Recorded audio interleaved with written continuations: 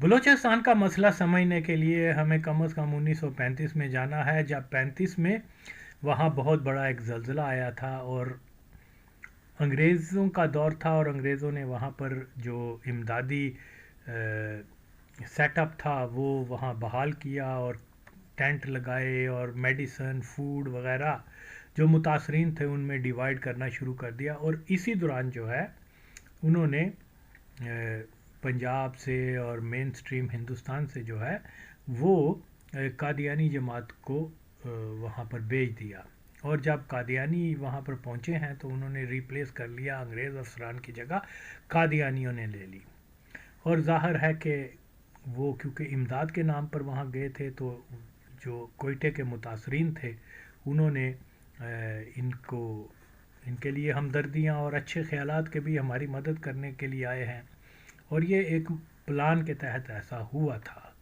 کہ یہ کیا وہاں اس کے بعد جو ہے اس 1935 کے بعد جتنے بھی انتظامیہ تھی بلوچستان کی مسلمان نام کے ساتھ وہ سب کے سب قادیانی تھے، اور اس طریقے سے جو ہے 1935 سے ہی کوئٹہ شہر جو ہے وہ قادیانیت کا ایک بڑا مضبوط مرکز سمجھا جاتا ہے۔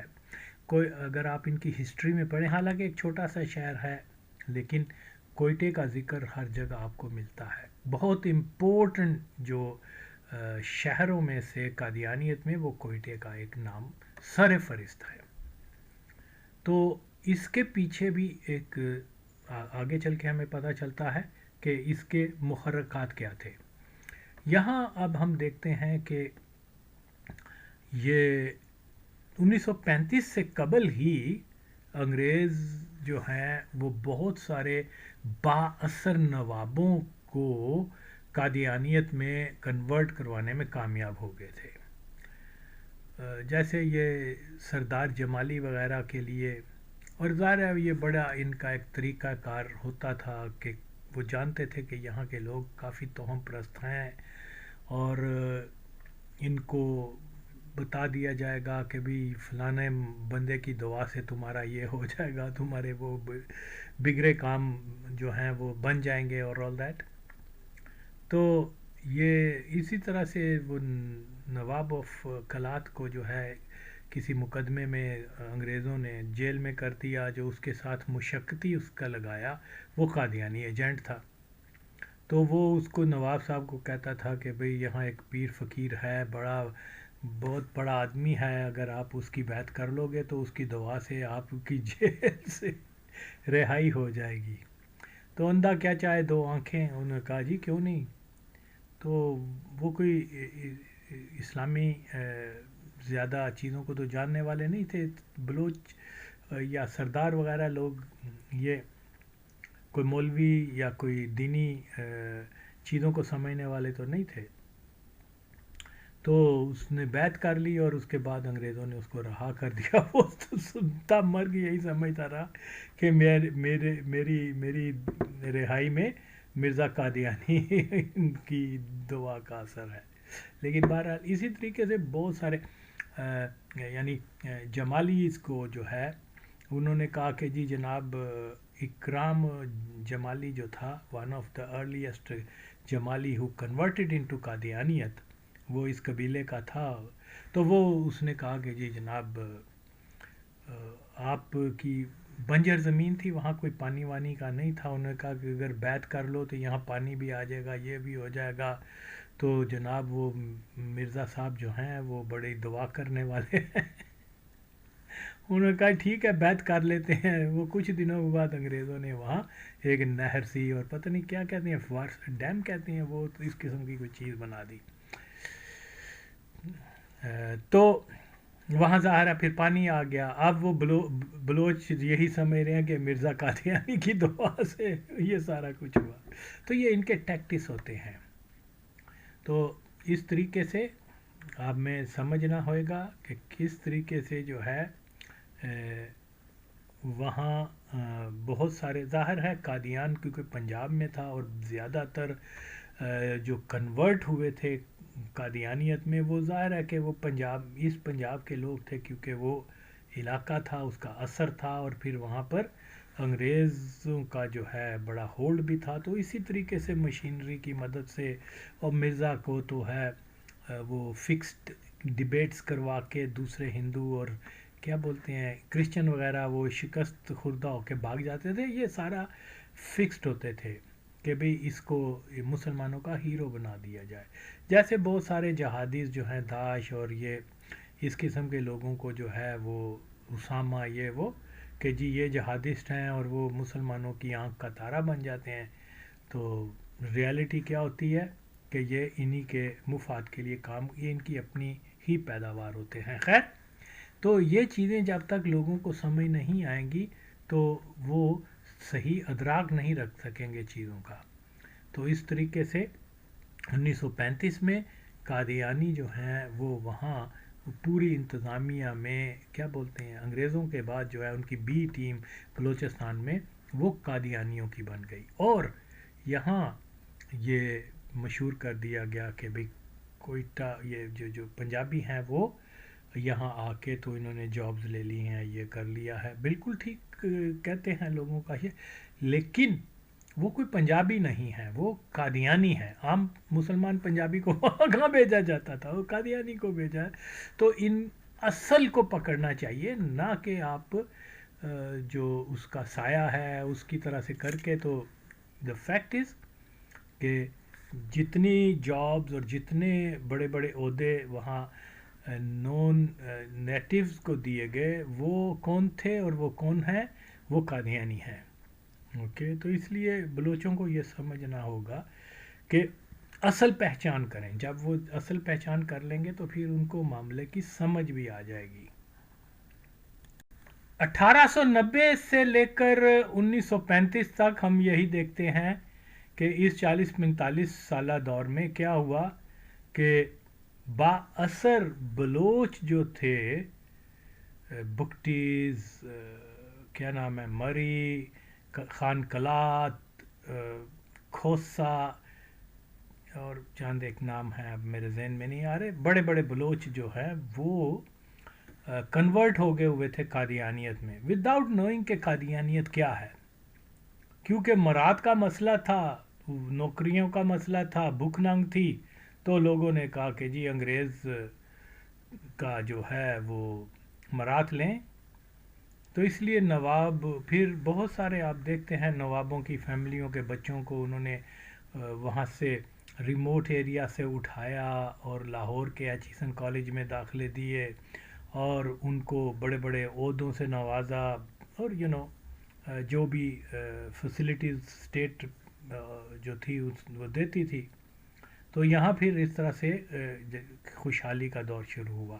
یہی حال یہ کیا بزدار فیملی کا ہے. یہ بھی بہت غریب لوگ تھے، لیکن جب یہ بتایا گیا کہ تم وہاں جاؤ گے اور بیعت کر لو گے، تو یہ بزدار کے دادے پر دادے جو عثمان بزدار، دیکھیے جب یہ عمران خان نے نام لیا تھا نا کہ میں عثمان بزدار کو چیف منسٹر آف پنجاب بناؤں گا، دا سیم مومنٹ میں نے اس کے قادیانی ہونے کا حوالہ لگا دیا تھا اور سارے مولویوں کو بھیجا تھا.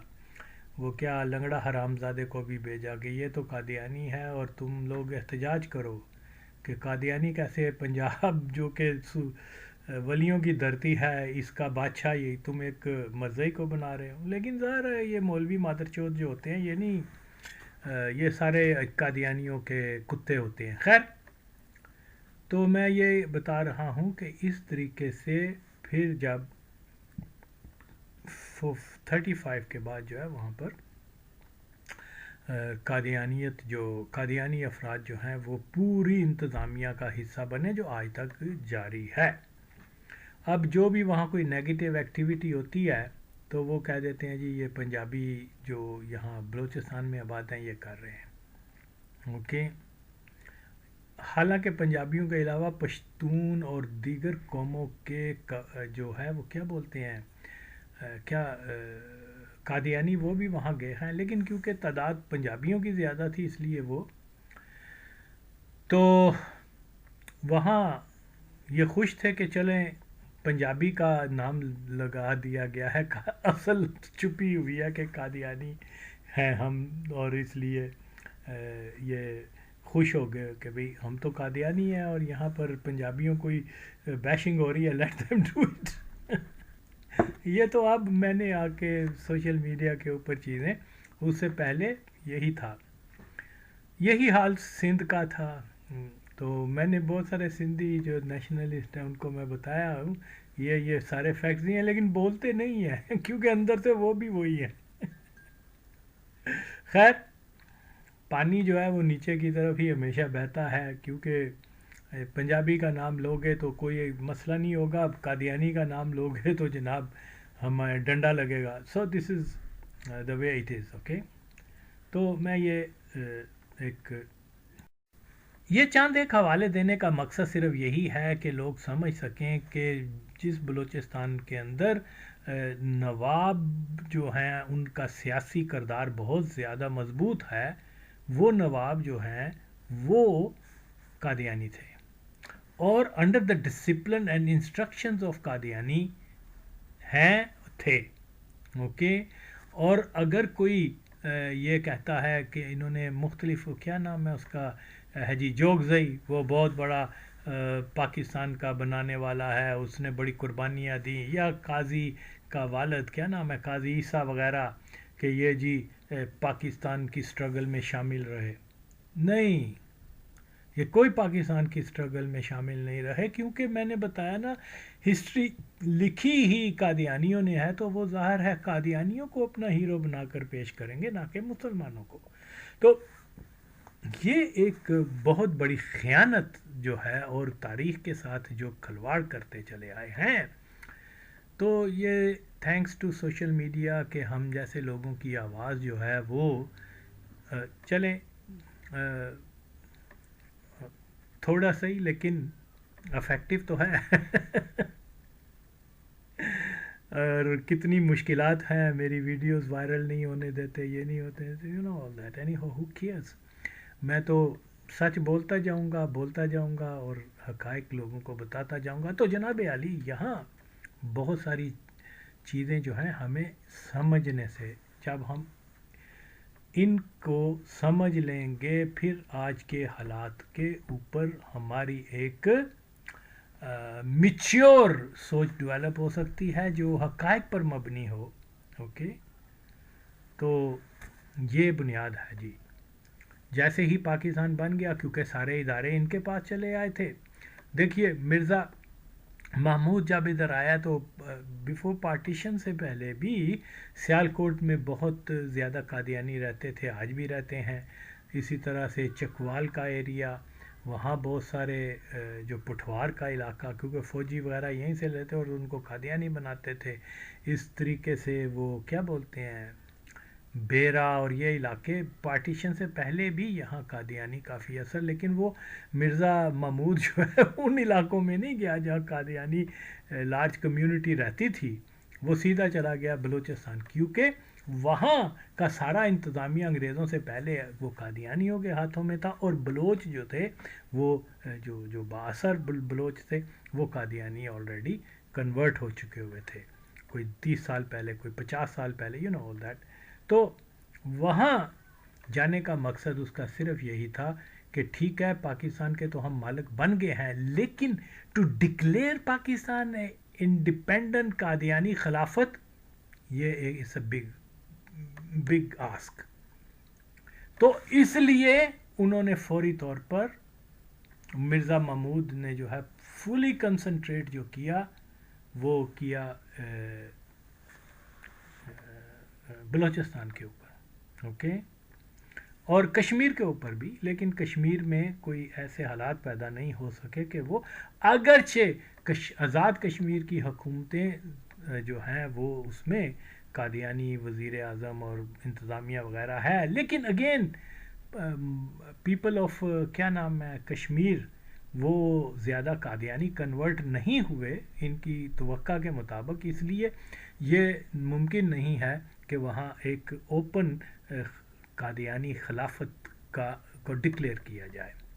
اور یہاں کیونکہ جو بااثر لوگ ہیں وہ نواب ہیں، اور نواب جو ہیں وہ قادیانی ہیں، اور اس لیے ایک ایسا وقت آئے گا کہ یہاں پر ہم ایک انڈیپینڈنٹ قادیانی یا خلافت احمدیہ کا اعلان کریں، اور جس کو ساری دنیا ریکگنائز بھی کرے گی۔ اور یہ سارا کچھ جو ہو رہا ہے، 50s میں بھی جو عام سٹرگل وہاں ہوئی، یا 70s میں بھی، یا مختلف ادوار میں، اس کے پیچھے موٹیویشن جو ہے وہ قادیانی جماعت کی ہے۔ اوکے، کہ یہ ایک بہت گمبھیر کھیل کھیل رہے ہیں یہاں پر، لیکن پرابلم یہ ہے کہ ہمارے حکومتیں جو ہیں وہ بھی تو قادیانیوں کے پاس ہیں، اس لیے وہ یہ تو کہہ دیتے ہیں کہ جی وہ انہوں نے کیا کر دیا، ہندوستان ان کی مدد کر رہا ہے، یہ ہو رہا ہے، وہ ہو رہا ہے۔ ارے بھائی یار، آپ یہ بھی تو دیکھو کہ قادیانی جماعت کا ہدف کیا ہے بلوچستان کے بارے میں۔ اس نے واضح اعلان کیا ہوا ہے، اور کبھی بھی اس اعلان کو انہوں نے وڈرا نہیں کیا۔ مرزا محمود مر گیا، اس کے بعد جتنے بھی خلیفہ آج بھی، اوکے چلیں میری بات کو آزما لیں، آج بھی مرزا مسرور کو کہیں کہ جناب جو آپ کے مرزا محمود نے یہ کہا تھا کہ میں آپ اس کو وڈرا کیوں نہیں کرتے اسٹیٹمنٹ کو، تو دودھ کا دودھ پانی کا پانی ہے، آپ کے سامنے آ جائے گا۔ اس لیے آغا وسیم جو بات کرتا ہے وہ فیکٹ بیس بات کرتا ہے، اس کو سمجھنا بہت ضروری ہے۔ یہ لنکڈ ہیں ٹیررزم اور قادیانی کیا بولتے ہیں، قادیانی یا احمدیہ اسٹیٹ، یہ لنکڈ ہیں۔ انہوں نے پورے پلان تیار کیے ہوئے ہیں۔ اس کو سب سے پہلے اسرائیل ریکگنائز کرے گا، امریکہ ریکگنائز کرے گا، اینڈ آف دا ڈے بلوچیوں کے ہاتھ میں تو کچھ بھی نہیں آنا، اور یہ شدید ریسیونگ اینڈ پر ہوں گے۔ میں آگے چل کے وہ بھی اس کو ایکسپلین کرتا ہوں۔ جو چیز سمجھنے والی ہے اس کو سمجھنا بہت ضروری ہے۔ ہم لوگ جو ہیں ادھر پاک فوج زندہ باد اور انٹیلیجنس ISI زندہ باد، اور یہ اس کے اوپر ہی اپنا جو ہے وہ کر رہے ہیں۔ یہ سارے ادارے جو ہیں اس کو کنٹرول کرنے والا مرزا مسرور ہے، اور مرزا مسرور اور اس کی پارٹی جتنی بھی ہیں یہ پاکستان کے ساتھ کبھی بھی ان کا پہلا جو مفاد ہے وہ benefit of their own cult, that's all, okay. اور اب آپ دیکھیے ISI مرزئی نے بنائی، مرزئی کے کام آئی، لیکن کبھی بھی کیا انہوں نے مسلمان جہاں ہوتے ہیں وہ مارے جا رہے ہیں، اور جناب دنیا میں کہا جا رہا ہے جی یہ امریکہ نے کہا مجھے وہ والا ٹیررسٹ پکڑ کے دو، ISI دنیا کی سب سے بڑی انہوں نے پکڑ کے دے دیا، اور یہاں جو مسلمانوں کے گلے کاٹنے دن کیا روشن دے میں ہیں، روشن دن کے اندر، اور ان کو پتہ بھی نہیں چلتا کیونکہ دے ڈیم کیئر اباؤٹ اٹ۔ تو دنیا کی کوئی اسٹیٹ جو ہے انٹیلیجنس جب تک آپ کی درست نہیں ہوتی، اسٹیٹس ڈپینڈ ہی انٹیلیجنس انسٹیٹیوشنس کے اوپر کرتی ہیں، خواہ امریکہ ہو یا چائنا ہو، ڈزنٹ میٹر۔ یہاں ہماری انٹیلیجنس ایجنسی کا سب سے پہلا ہدف کیا ہے کہ قادیانی جو ہیں وہ سیکیور رہیں، قادیانی مفادات کو کوئی نقصان نہ پہنچے۔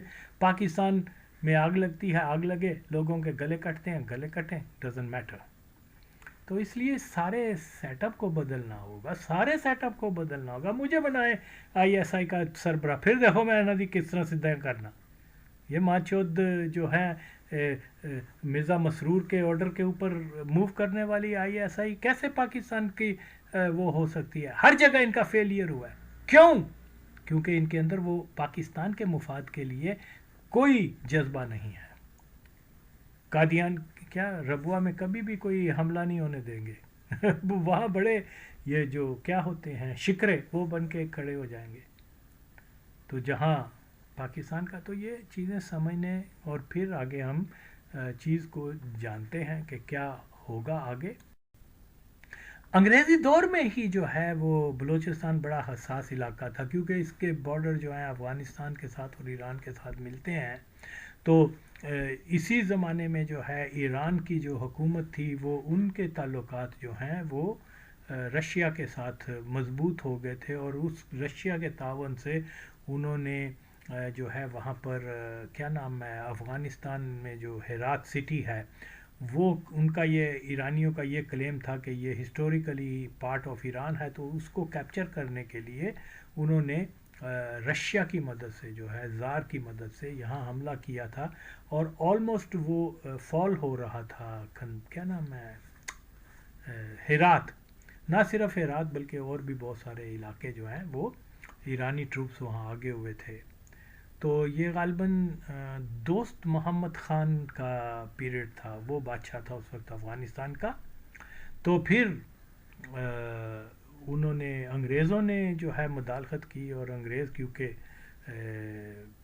مطلب انہوں نے پریشر ڈالا کہ اپنی فوج بھی افغانستان بھیج دی ان کی مدد کے لیے اگینسٹ ایرانین، اور پھر یہ کہا کہ ہم کوئی آئی لینڈ ہے وہاں پر فارس، خلیج فارس میں، اس پر قبضہ کر لیں گے اگر تم لوگوں نے اپنی فوج وڈرا نہ کی۔ تو ایران نے پھر اپنی فوج وڈرا وہاں سے کی، اور اس کے بعد پھر یہ ہرات جو ہے افغانستان کا حصہ بن گیا۔ ادروائز نقشہ بہت مختصر ہونا تھا افغانستان کا، کیونکہ وہ پرشین ایریاز کو، جہاں پرشین سپیکنگ کمیونٹی تھی، وہ سارا پارٹ آف ایران سمجھتے ہیں، اور یہاں انگریزوں نے یہاں بہت بڑی مدد کی، اپنی فوج تک بھیج دی، اور ایران کو دبا دیا کہ آپ اپنی فوج کو وڈرا کریں، اور آج جو ہے وہ سارے علاقے افغانستان کے جغرافیہ میں آتے ہیں۔ اور لیکن اس کے باوجود انگریز یہ کہتے ہیں، افغان یہ کہتے ہیں کہ پاکستان چوچائے انگلس چوچائے انگلس کے آس، وہ اپنی فوج کو آپ کے دفاع کے لیے بھیج رہا ہے، کیا نام ہے، انگریز جو ہے وہ تو آپ کے تو، لیکن تانا دوسروں کو انگریزوں نے جناب اگر فوج نہ وہاں بھیجی ہوتی، ایران کو نہ دبایا ہوتا، تو یقین مانے پشاور، کیا نام ہے، کندھار اور غزنی اور چاند ایک علاقے ہی آج افغانستان کا نام ہوتے، ایرانین نے سارا حتیٰ کہ کابل بھی لے لینا تھا، کہ وہ یہی سمجھتے ہیں کہ خراسان از پارٹ آف ایران۔ تو بہرحال اب دوسروں کے اپنی ہسٹری جاننی نہیں، دوسروں کو انگریزوں کا بچہ کہہ دینا، خیر چلیں۔ تو بہرحال کیونکہ ایران اور افغانستان کا بارڈر جو ہے وہ بلوچستان کے ساتھ ملتا ہے، تو اس لیے جو انگریز تھے ان کا یہی فکر رہتی تھی کہ زار کی آرمی جو ہے وہ ود ہیلپ آف ایرانین وہ کہیں ہندوستان پر قبضہ نہ کرنے آ جائیں یا جنگ نہ شروع کر دیں، اس لیے وہ بڑا حساس تھے اس معاملے میں۔ تو انہوں نے وہاں پر بلوچستان میں بڑے وہ بنائے فوجی اڈے وڈے، جس میں شاید آج بھی ایک 1800 یا آئی ڈونٹ نو 100 سال پہلے ہی انہوں نے وہ بنا لیا تھا، کیا بولتے ہیں وہاں پر، اسٹاف کالج کوئٹہ جس کو کہتے ہیں۔ تو پھر وہاں آپ دیکھیں اسٹاف کالج آف کوئٹہ جو ہے، وہاں پر ہمیشہ سے جتنے پاکستان کے مرزئی بڑے بڑے افسر ہیں وہ ضرور وہاں ان کو تعین کیا گیا ہے، ٹکا خان، ضیاء الحق، سوار خان، یعنی بے شمار، جن کے ظاہر ہے ہر آدمی کو تو نہیں پتا کہ یہ سارے مرزئی تھے، تو یہ لوگ جو ہیں یہ ان کی پوسٹنگ ضرور اور ضرور کوئٹہ میں ہوتی رہی ہے۔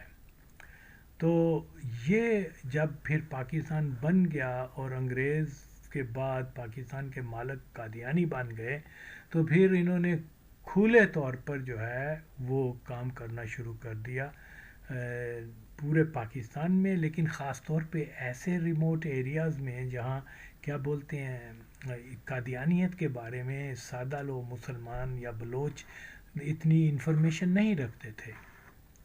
تو پھر سونے پہ سہاگا کہ وہ لوگ جو ہیں بن گئے ہوئے تھے، کیا ان کے نواب جو ہیں یا سردار، وہ بہت سارے قادیانی کنورٹ ہو گئے ہوئے تھے۔ یہاں جو بگٹیز ہیں وہ بیسیکلی پرو قادیانیز تھے، ان کا قادیانی ہونے کا کوئی ویسے ایسا ثبوت نہیں، لیکن تھے پرو قادیانیز، کیونکہ 74 میں جب رائٹس شروع ہوئے ہیں تو بگٹی نے آفر کیا تھا قادیانیوں کو سیف ہاؤسز ان بلوچستان، اوکے۔ تو بہرحال کیونکہ شرعی طور پہ میرے پاس کوئی دلیل نہیں ہے کہ اس نے کیا کیا ہو، بیعت کی ہو ان کی، تو اسی لیے، لیکن ڈیفینیٹلی فیورز کرتا تھا وہ ان کی، لیکن پھر بھی ہم اس کو قادیانی نہیں کہہ سکتے، البتہ پرو قادیانی کہہ سکتے ہیں۔ قادیانی تو وہ جو کہ جس کی بیعت ہوئی ہے، تو لیکن آف کورس اسلامی نقطہ نظر سے جو پرو قادیانی ہیں وہ بھی قادیانی کنسیڈر ہی ہوتے ہیں۔ بہرحال یہ ایک اضافی بات میں نے بتائی ہے۔ تو یہاں جو ہے پھر 50s میں ایوب خان قادیانی کی حکومت آئی اور انہوں نے پورے پاکستان کے اوپر قادیانیت کے نفاذ میں کوئی کسر نہیں چھوڑی۔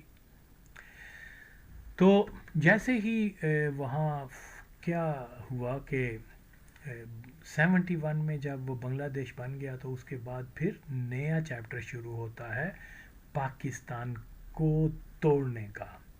جو 71 میں جو ہے پہلی ہم نے وہ دیکھی، اور اس کے بعد 1973 to 1977 پھر یہ ایسا پیریڈ ہے کہ جس میں بلوچستان کی آزادی کی تحریک اور پشتون ظلمیں وہ پورے آب و تابق کے ساتھ پاکستان کے اندر ان کا ہوا۔ تو جناب علی یہ سمجھنا بہت ضروری ہے کہ جو after the fall of Dhaka اور اس کے بعد بھٹو کی حکومت آئی، اور بھٹو نے جو ہے کیونکہ اس کا براہ راست کلیش قادیانی جماعت سے 1972 کے اندر شروع ہو چکا تھا، یعنی as soon as he took power, تو اس کے اوپر مرزا طاہر، مرزا ناصر وغیرہ، مرزا ناصر کم لیکن طاہر کو بھیجا کرتا تھا بھٹو کو، تو بھٹو اس کو ٹائم وغیرہ نہیں دیتا تھا۔ اور پھر مارچ 72 میں جب بھٹو نے قومی کیا بولتے ہیں قومی ملکیت کا پروگرام شروع کیا، تو اس میں پھر جو سب سے زیادہ جو اس کی زد میں آئے وہ قادیانی جماعت تھی، کیونکہ بینکنگ ان کے ہاتھ میں تھی، صنعتیں ان کے ہاتھ میں تھیں، زمینوں پہ ناجائز قبضے انہوں نے کیے ہوئے تھے، انہوں نے اپنے پرائیویٹ سکول بنائے ہوئے تھے جس کے اندر آہستہ آہستہ مسلمان بچوں کو کیا بولتے ہیں قادیانیت کی ترغیب دی جاتی تھی۔ بھٹو نے یہ ان سب کو جب قومی ملکیت میں لیا ہے تو وہ پھر مرزا طاہر بھٹو کے پاس آیا اور اس نے کہا کہ میں پہلے بھی بتا چکا ہوں اور اس کے پروف بھی دے چکا ہوں کہ کیا ہوا کیا نہیں، ساری دیکھیے آپ دیکھیں، آج بھی آپ دیکھ لیں اور اس وقت بھی یہ بہرحال ذوالفقار علی بھٹو نے جو ہے ایون اپنے الیکشن کمپین میں وہی 70 کی جو الیکشن کمپین تھی اس میں کہا کرتا تھا کہ 22 فیملی ہیں جو پاکستان کے غریب عوام کا جو ہے سارا ایکسپلائٹ کرتی ہیں، تو میں جب اگر حکومت میں آؤں گا تو ان کو سیدھا کر دوں گا، اور جب وہ حکومت میں آیا ہے تو اس نے 22 فیملی کو جو ہے کس دیا، اور جس میں جو میری فائنڈنگ ہے جو بالکل درست فائنڈنگ ہے اس میں آؤٹ آف 22 جو ہیں 12-13 وہ فیملیز تھیں جو براہ راست قادیانی تھی، جس میں چنیوٹ کے سیگل اور کیا نام ہے داؤد اصفہانی، حبیب بینک والے نہیں، یہ حبیب بینک والے جو تھے وہ آغا خانی تھے، اور بہت ساری فیملیز جو ہیں اس میں ولی کا یہ وہ، تو یہ آدم جی اور یہ سب کے سب جو ہیں most of them they were direct Qadianis, اور کیونکہ جب ان کی صنعتوں کو قومی ملکیت میں لیا گیا جس میں بیکو بھی شامل ہے، یہ وہ تو چودھری لطیف تو اوپن قادیانی تھا. لیکن بہرحال یہ ایک کاری ضرب تھی قادیانیوں کے مالی وسائل کو حکومت نے اپنے لے لیا، اور اس کے بعد پھر زمین نے یہ وہ ان کے جو اسکول جیسے میں بتایا وہ سارے جب قومی ملکیت میں لے لیے گئے تو قادیانیوں کو تو آگ لگنی تھی. پھر مرزا ناصر نے مسٹر طاہر کو بھیجا کہ جا بھٹو سے بات چیت کر. بھٹو نہیں مانا، اس نے کہا نہیں میں ایک منشور لے کے آؤں اور میں کسی سے ڈکٹیشن نہیں لیتا یہ وہ. پھر فوری طور پر انہوں نے جناب پاکستان میں 1972 نومبر 1972 میں فوج کے ذریعے بھٹو کا مرڈر کروانے کی، اس کی حکومت تختہ اٹھانے کی، کم از کم 72 سے لے کر 73-4 تک 3 سے 4 اٹیمپٹ کا فوج نے کی، اور اس میں جو ہے وہ بھٹو بچتا رہا. اس کی قسمت اچھی تھی ورنہ اس کو بہت پہلے مروا دیتے. تو یہ سارا قادیانی پلان تھا، کیونکہ ظاہر ہے کہ فوج انہی کی ہے. G H queue when I سے فوج ان کی ہے، جی ایچ کیو عام فوجی وہ تو ہمارے بھائی ہیں، مسلمان ہیں، ان سے کوئی نہیں. جو افسر ہیں وہ مدر چود ہمیشہ قادیانی رہتے چلے آئے ہیں. یہی پاکستان کا ایک سچ ہے، اس کے علاوہ دوسرا کوئی سچ نہیں، خدا کی قسم.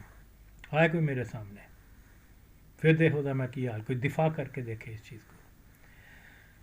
تو اب یار دیکھو، میں جنرل حمید گل وہ بھی مرزائی تھا، لیکن بات یہ ہے کہ وہ خود اپنے انٹرویو میں کہہ رہا ہے کہ پاکستان کی فوج میں جو میجر ہے وہ بھی وہ لگتا ہے کیا نام ہے سی آئی اے کی مرضی سے لگتا ہے. اور سی آئی اے کے اتحادی کون ہیں؟ مولوی ہیں، مسلمان ہیں یا مرزائی ہیں؟ بتا تیری ماں دا. حالانکہ وہ خود مرزائی تھا. تو دیکھیے بات کیا ہے، یہ چیزیں سمجھنے سے ہیں. آج کے حالات صرف ہم آج کے حالات سے ہی نہیں شروع کریں گے یہ طالبان نے یہ کر دیا. طالبان نے کیا کچھ نہیں کیا، آپ لوگوں کو پتہ بھی نہیں ہے. یہ تو صرف پاکستان کی قادیانی جرنلز نے جو ہے وہ جوا کھیلا جس میں پاکستان کا نقصان وہ اور موضوع ہے. لیکن میں یہ بتانا چاہ رہا ہوں کہ اس کو سمجھنے کی کوشش کریں. جب بھٹو نے نہیں مانا کیونکہ حالانکہ ایسا وہاں ہاں کیا ہوا دیکھیے کیا نام ہے، ایک منسٹر تھا اس کا کیا نام تھا، عراقی، وہ جو ہے اس کے بارے میں یہ صدام گورنمنٹ کو یہ پتہ چلا کہ اس نے کوئی لیکیج کر دی تھی سم ہاؤ، کہ جو کیا بولتے ہیں اس کو، وہ اس کا کیا اسلحہ جو ہے اس کے اندر چلا گیا امبیسی کے اندر. اس نے کوئی شاید ایرانی اس کی کوئی گرل فرینڈ تھی، اس کو یہ بتا دیا جو جاسوس تھی، تو وہی تھرو جو ہے ایران کے ذریعے پھر پتہ چلا کہ اسلحہ پاکستان میں پہنچ گیا ہے اور ان لوگوں کو دینا ہے، جو کہ نئی نئی حکومت بنی تھی ان کی کیا نیب والوں کی بلوچستان کے اندر. اور جیسے میں نے پہلے بتایا ہے، میں ان میں سے کئی لوگوں سے میرے ملاقات کا ہوا ہے، کیا بولتے ہیں I have met with them. وہ خود کہتے تھے کہ ہم پاکستان توڑنا چاہتے ہیں، جس میں ان کا بڑا پرومیننٹ کیا بولتے ہیں کمانڈر تھا شیر بخش مری. اس کے بیچارے کے ہاتھ ٹنڈا تھا، بم پھٹ گیا تھا اس کے ہاتھ میں. تو میں نے ایک دن اس کو کہا، میں کہا تو کیسے جنرل ٹرینر ہے کہ تیرے ہاتھ میں بم جل گیا؟ میں بھی ہر روز بم بنا سیمبل کرتا ہوں، لوگوں کو بتاتا ہوں the function of different bums بتاتا ہوں، لیکن میرے ہاتھ سے تو کبھی میں نہیں پھٹا، تمہارا کیسے ہو گیا؟ خیر وہ میں جوک میں کہا کرتا تھا. لیکن بہرحال تو اسی طرح کیونکہ وہ کیا حرب یار مری جو آج بہت بڑا سردرد بنا ہوا ہے، یہ بھی میری تربیت میں آیا ہوا ہے. وہاں لیبیا میں میں نے اس کو ساری ٹریننگ دی تھی. بہرحال یہ کیا بولتے ہیں اس کو، ہاں تو یہاں چیز جو ہے تو بلوچستان کی آج کی صورتحال کو سمجھنے کے لیے جو ہے یہ فروری 75 کا ایئر جو ہے جب عراق کی اسلام آباد امبیسی میں اسلحہ جو ہے وہ پکڑا گیا تھا، کیونکہ یہ ایک عراقی منسٹر تھا جو بیسیکلی یہ انچارج تھا اس اسلحہ وغیرہ یہ مختلف ممالک میں بیچتے رہتے تھے. عراق کی جو باسس پارٹی کا ایک منسٹر تھا تو وہ ایران میں بھی بیچتے تھے، یمن اور دوسرے ممالک میں بھی، حتیٰ کہ انگلینڈ میں بھی. انگلینڈ میں جو امبیسی تھی، کیا نام ہے اس کی، عراقی، وہاں سے بھی جو ہے اسلحہ پکڑا گیا تھا. تو یہ اس کے ذریعے بات لیک ہوئی تھی اس منسٹر کے ذریعے، تو وہ پھر بعد میں صدام نے اس کا مرڈر بھی کروا دیا تھا. خیر یہ ایک اندر خانی کی باتیں ہیں، جو سطحی بات پتہ چلی ہے وہی ہم بتا سکتے ہیں. تو وہ یہ ممکن ہے کہ یہ اسلحہ جو ہے عراق نے بلوچستان کے جو کیا بولتے ہیں، بلوچستان کے جو بلوچ ہیں، جو بلوچ شاہ ایران کے خلاف تھے یا ایران کے خلاف تھے، ان کے لیے بھیجا ہو. لیکن حالات اس زمانے میں ایسے بن گئے تھے کہ ایک تو پشتون زلمے کی ٹیررزم ہو رہی تھی تھرو افغانستان، اور پھر ولی خان کے کچھ ایسے سٹیٹمنٹ اس زمانے میں تھے جو کہ بھٹو گورنمنٹ کو تھریٹ کرتے رہے کہ یہ ہم علیحدہ ہو جائیں گے اس قسم کی. تو وہ یہ پھر ازیوم یہی کیا گیا کہ ولی خان کی پارٹی کو یا بلوچ سیپریٹسٹ کو یہ اسلحہ ود بلیسنگ آف رشیا اور عراق کے تھرو انہوں نے یہاں بھیجا ہے تاکہ یہاں جو ہے پاکستان کے اندر ایک عام سٹرگل کی جائے. تو اسی لیے اسی وجہ سے یہی فیصلہ کیا بھٹو نے کہ میں اس پارٹی، کیونکہ وہ پاور میں ہے وہاں پر، تو یہ آفیشیل جو ہیں کہیں بلوچیوں کی مدد یا کوئی وہاں پر کوئی ٹیررزم یا آرم سٹرگل کے وجہ نہ بن جائے، تو فوری اس نے ان کو ریموو کر دیا فرام پاور، اور ان کی جگہ ریپلیس دوسرے لوگوں کو کیا جو ان کی پارٹی سے کہ نہیں تھے. تو ظاہر ہے کہ یہ شور نہیں کہ یہ اسلحہ بلوچیوں کے لیے تھا یا ایران کے بلوچیوں کے، لیکن حالات ایسے ہو گئے ہوئے تھے کیونکہ داؤد خان کی رجیم میں آئے روز بم پھٹ رہے تھے پاکستان کے اندر، اور کیا کہتے ہیں سیپریٹسٹ فورسز جو تھیں وہ بھٹو حکومت کے خلاف تھیں. تو اس کی وجہ سے جو ہے وہاں پر پھر کیونکہ گورنمنٹ ان کی ریموو کر دی گئی اور آلریڈی یہ عام سٹرگل بھی کرنا چاہتے تھے، پھر یہ ایک موقع ملا، پھر انہوں نے یہ پہاڑوں پر چلے گئے اور وہاں آلریڈی افغانستان اور ہندوستان کے جو تھا اس سے ان کو اسلحہ پیسہ وغیرہ ملتا رہا، اور انہوں نے پاکستان کے خلاف عام سٹرگل ایمبوش کرتے تھے، بہت سارے فوجی وغیرہ مار دیے جاتے تھے. اور بھٹو نے بڑی کوشش کی کہ ان سے کوئی ٹیبل ٹاک کر کے، لیکن یہ نہیں مانتے تھے. تو ہاں پھر یہی ہوا کہ دیکھیے یہ اس زمانے کے حالات و واقعات کو نظر انداز کر کے ہم کسی نتیجے پہ نہیں پہنچ سکتے کہ یہ جی بھٹو نے غلط فیصلہ کیا کہ وہاں ملٹری آپریشن شروع کیا. یہ وہ who started all that؟ میرے خیال میں 10-12 فروری 1975 کو جو ہے وہ عراق کی ایمبیسی سے اسلحہ پکڑا گیا. اس سے پہلے پاکستان میں بمبنگ ہو رہی تھی، اوکے، اور جو پشتون زلمے اور افغان نیٹ ورک کے ذریعے ہو رہی تھی، اس میں تو کوئی شک نہیں ہے، اوکے. تو اس کے رسپانسیبل جو ہے وہ نیب کو سمجھا جا رہا تھا، کیونکہ نیب والے جو ہیں وہ اس بمبنگ کو، اس ٹیررزم کو ریجیکٹ نہیں کر رہے تھے، اور ایجنسیز جو قانون کی ایجنسیز ہیں ان کو وہاں کھل کے کام نہیں ان علاقوں میں کرنے دے رہے تھے. اور اس سے پہلے ایک بہت بڑا واقعہ ہو گیا کہ فرسٹ ویک آف فیبروری 1975 وہ کیا نام ہے شیر پاؤ کا وہاں مرڈر ہو گیا پشاور کے اندر، اوکے. اور ظاہر ہے اسی زمانے میں جو ولی خان پارٹی کے لوگ تھے، پشتون زلمے وغیرہ، وہ فریکوینٹلی افغانستان جا کے ٹریننگ اور اسلحہ اور جو ساری رپورٹس تھیں پاکستان اسٹیٹ کو. اوکے. تو پھر کچھ دنوں کے بعد یا ہفتے 10 دن کے بعد عراق میں اسلحہ پکڑا گیا. تو فطرتی طور پہ یہی سمجھا گیا کہ یہ اور ولی خان کی جو بڑے بولڈ سٹیٹمنٹ تھے اور بڑی دھمکیاں وغیرہ تھیں، اس کی پارٹی کے لوگوں کا بڑا رویہ غلط تھا. آپ اس زمانے کے اخبارات جا کے دیکھیں، آپ کو ساری پکچر کلیئر ہو جائے گی. تو ایسے صورتحال میں ایون اسی دوران جو ہے پی آئی اے، افغان انٹیلیجنس نے پی آئی اے کے مسافر بردار جہاز میں بم لگا دیا تھا.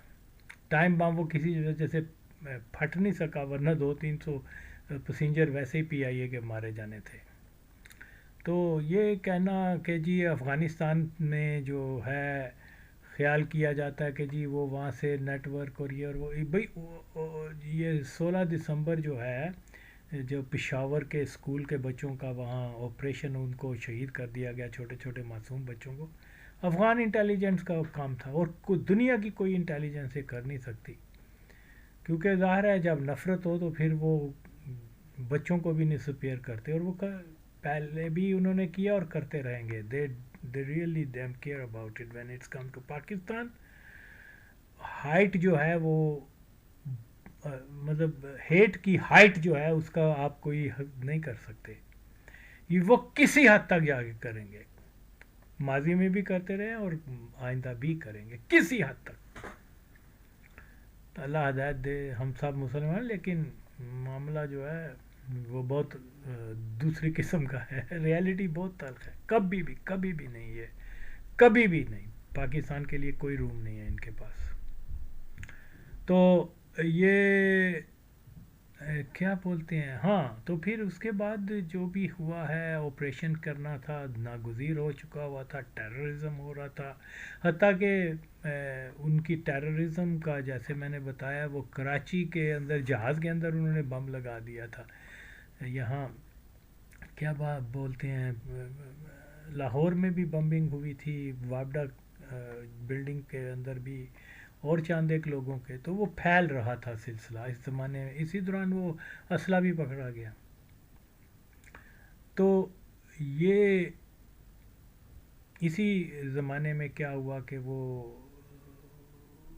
شاہ و ایران نے اپنی بہن کو لاڑکانے بھیجا بھٹو کے ساتھ. بہرحال مجھے تو، ہمیں تو یہ بتاتے ہیں اس کے بیٹے وغیرہ بتائے ہیں، کسی اخبار میں یہ سلسلہ ہے، کتاب میں ہے، I don't know for sure.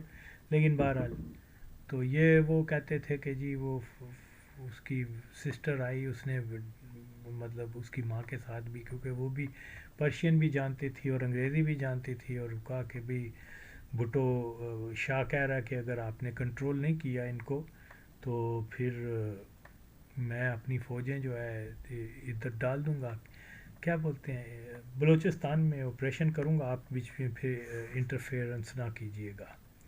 اور بھٹو جانتا تھا کہ یہ جو بھی کچھ کریں گے پھر بہت زیادہ ڈیمیج ہوگا، تو اس لیے اس نے کہا نہیں، ہم خود کریں گے، آپ ہمیں جو بھی امداد وغیرہ ہے، اسلحے وغیرہ کی ہماری ریکوائرمنٹ ہے وہ دو. تو ڈیفینیٹلی جب ایک ملک ٹوٹا ہوا ہے 71 میں اور 73 میں دوبارہ یہ معاملہ شروع ہو جائے، تو بھٹو کی جگہ کوئی بھی محب وطن ہوتا، اس نے ضرور اور ضرور اس چیلنج کو جو ہے وہ کوئی وائٹ گلوز پہن کے تو ہو نہیں سکتا تھا، وہ تو ماننے والے نہیں تھے. تو اینٹ کا جواب پتھر سے ہی دینا پڑتا ہے اسٹیٹ کو بچانے کے لیے. تو یہ اس کی بیک گراؤنڈ یہ ہے. آج لوگ مختلف باتیں کرتے ہیں، جی یہ ہو گیا وہ ہو گیا. اب جو لوگ مری کو نہیں ملے، مینگل کو نہیں ملے، شیروف جنرل شیروف جو کمانڈر تھا سارے آپریشن کا، اس کو نہیں ملے، وہ سر عام کہتے تھے کہ ہم نے، یعنی حرب یار مری بھی کہتا ہے، وہ بھی کہ آج کل وہ کمانڈر بنا ہوا ہے، وہ کہتا ہے نو وے، 70s میں بھی ہم پاکستان توڑنا چاہتے تھے، آئندہ بھی کرتے رہیں گے. وہی یہ ان کا بیان ہے، اور یہاں لوگ آ کے بیان کر رہے ہیں نہیں جی نہیں، یہ تو وہ بہت اچھے لوگ تھے. ایسے بھٹو نے غلطی کی اور ان کو جناب کیونکہ وہ ولی خان سیاسی حریف سمجھتا تھا اس لیے اس کو غدار کہہ دیا. کہاں ولی خان جیسا جاہل آدمی اور کہاں ذوالفقار علی بھٹو جیسا بریلینٹ آدمی. وہ تو سیاست کی البے نہیں سمجھتا تھا ولی خان, اور بھٹو جینیس تھا. اوکے, نہ وہ اس میں تعلیم میں اس سے زیادہ تھا, نہ وہ سیاست میں اس سے زیادہ تھا, نہ وہ بہادری میں اس سے زیادہ تھا, نہ وہ تقریر میں ولی خان اس سے زیادہ تھا. تو بھٹو کو کیوں ضرورت تھی اس کو اپنا حریف سمجھتے؟ وہ میچ ہی نہیں تھا, میچ ہی نہیں تھا بھٹو کے ساتھ اس کا. تو بھٹو جیسے ذہین لوگ تو مطلب صدیوں میں پیدا ہوتے ہیں. خیر, یہ سارے ایسے بعد میں افسانے بنا دیے گئے ہیں جی, یہ ہو گیا وہ ہو گیا. تو یہاں اس چیز کو اب دوسرے زاویے پہ دیکھتے ہیں کہ کیا ہوا یہ کہ جناب علی بھٹو کی دشمنی میں وہ قادیانیوں نے پورا انیشیٹو لیا, کیونکہ سردار لوگ جو تھے وہ قادیانیوں کے اپنے تھے, ان کے مذہب سے تعلق رکھتے تھے, ان کے ساتھ ان کا تھا. تو وہ پوری انہوں نے مدد کی اس کیا گریلا وارفیئر میں. حتیٰ کہ وہ لندن سے ایک گروپ بنایا گیا جس میں یہ سیٹھی بھی شامل ہے اور بہت سارے مرزئی شامل ہیں. وہ کیا ایک ہے لال والا کمیونسٹ پارٹی کا کیا ہے, اس کا والد بھی اس میں دیور اول قادیانیز. تو انہوں نے پھر جناب بلوچیوں کی مدد کی. ایک رحمان تھا وہاں ادھر بلوچستان میں جو مڈ ایٹیز میں افغانستان میں بھی آ کے رہتا رہا تھا. وہ بھی قادیانی تھا اور اس نے پورا یعنی پنجاب کا تھا اور کوئٹہ کا رہنے والا تھا. اس کے ماں باپ کسی زمانے میں آئے ہوں گے قادیانیوں کی طرف سے. تو وہ سارا فنانس کا ان کو کیا کرتا تھا. اور اب یہی قادیانی جو ہے وہ بعد میں مجھے پتا کہ چلا کہ یہ قادیانی, ویسے میری اس سے ملاقات نہیں ہوئی, اس کا سنا ہوا کہ جہاں رہتا تھا یہ وہ بہرحال, اور نام بھی بدلا ہوا تھا. تو وہ سارا ارینج کرتا تھا ان کو بلوچیوں کو تھرو سکھوں کے ذریعے جو ہے وہ فنڈنگ اور آل دیٹ. تو یہاں تحقیق کی ضرورت ہے کہ قادیانی جماعت بلوچستان میں اتنی انوالو کیوں ہے, اوکے, اور ان کا ہدف کیا ہے. تو بات کو سمجھنے کے لیے پھر پیچھے جانا پڑے گا. میں ایک مثال پھر دیتا ہوں. یہ جو سامنے آپ تصویر دیکھ رہے ہیں, یہ جو مرزائیوں کی داڑھی والا سفید بال کر کے, اس کا نام تھا پرنس کریم خان. یہ وہ پہلا بندہ تھا جس نے آرم سٹرگل کی تھی, اور اس کا کیونکہ دادا جو تھا وہ بھی قادیانی ہو گیا ہوا تھا اور یہ سارا خاندان قادیانیوں کا تھا. اور یہ اس کی زیادہ جتنے بھی اس کے کورٹ میں پرنس اسٹیٹ آف کلات میں جتنے بھی عہدے دار وزیر وغیرہ فوجی اور کیا ان کا جتنا بھی پولیس وغیرہ کے بڑے سارے مرزائی تھے جو موسٹلی قادیان سے امپورٹڈ ہوئے تھے. وہ اندر تھے, کچھ انگریز بھی تھے. بہرحال تو ان کا جو ہے یہ اس کا جو بڑا بھائی تھا اس کے بارے میں کوئی مولویوں وغیرہ کی رائے تھی کہ وہ قادیانیت سے باز آ گیا ہوا تھا اور قادیانیت اس نے ترک کر دی ہوئی تھی. واللہ عالم یہ درست ہے یا مطلب یہ کوئی آن ریکارڈ تو ایسا سچ نہیں ہے کہ کہا جائے, لیکن شنید کی بنیاد کے اوپر ہے. بہرحال آگے خدا بہتر جانے. لیکن اس کے چھوٹے بھائی کے بارے میں یہی تھا کہ یہ under the great influence of Mirza Mahmood وغیرہ تھا, اور انہی کے کہنے کے اوپر اس نے پاکستان کے خلاف, کیونکہ جب پاکستان جو وہ پورا بن گیا وہاں پر کیا نام ہے اسٹیٹ, جو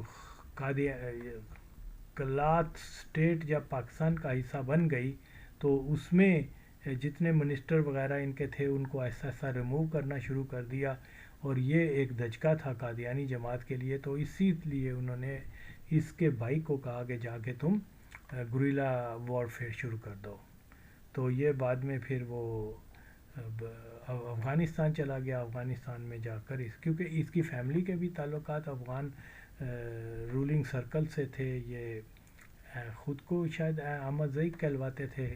بہرحال جو بھی ہے, یہ سارے بلوچستان مری کہاں سے آئے ہوئے ہیں؟ مری آئے ہوئے ہیں سوریا سے، اور یہ شاید افغانستان سے آئے ہوں گے. یہ نہیں مطلب اب انہوں نے کہہ دیا کہ جی ہمارا آپ بھی تو مہاجر ہو بابا. اب جو نیٹو ہے وہ تو بہت کم ہے میرے خیال میں، یہ مینگل نیٹو ہوگا پرانا، باقی تو زیادہ تر یہی بلوچ جو ہیں جو مکران اس طرف کے یہ اصل بلوچ ہیں، باقی تو سارے مائیگریٹڈ ہیں. جیسے پنجاب میں بہت سارے لوگوں نے مائیگریشن کی، اسی طرح سے بلوچستان میں بھی کی. بہرحال یہ ایک علیحدہ مسئلہ ہے.